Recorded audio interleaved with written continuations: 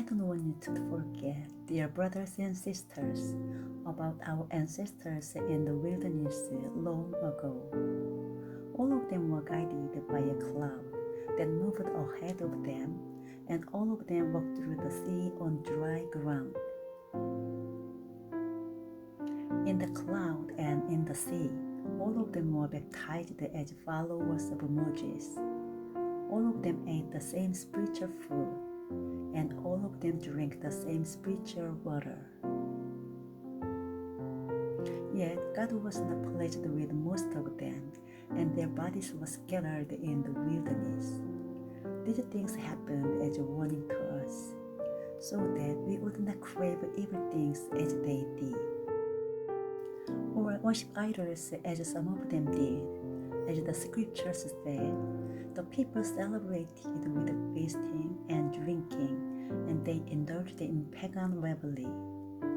And we must not engage in sexual immorality as some of them did, causing 23,000 of them to die in one day. Nor should we put Christ to the test as some of them did, and then died from snake bites. And don't grumble as some of them did, and then were destroyed by the angel of death. These things happened to them as examples for us. They were written down to warn us who live at the end of the age. If you think you are standing strong, be careful not to fall. The temptations in your life are no different from what others experience, and God is faithful. He will not allow the temptation to be more than you can stand. When you are tempted, He will show you a way out so that you can endure. In today's passage, Paul says he wants Corinthians to know the history of Israel's failure. Israel's history in the Old Testament is a lesson to all Christians. As Israelites came out of Egypt, where they were slaves, and passed through the Sinai wilderness, a pillar of cloud guided them, and they walked through the Red Sea. With Egyptian soldiers behind and the Red Sea in front of them, they were saved by the miracle grace God gave them.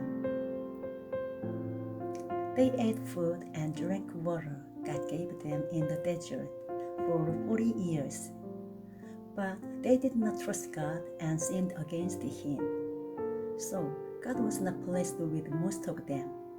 So most men over the age of 20 could not enter the promised land and died in the wilderness. The examples in the Bible is to make us not disobedient like them and to keep us away from sin. The Bible says when temptation or test comes, God gives us a way to avoid it. I pray that we will always be awake, discern God's will, and obey His words. Even though God is always faithful, in what situation does doubt arise about God? What is the way to find a way to avoid the temptation or test?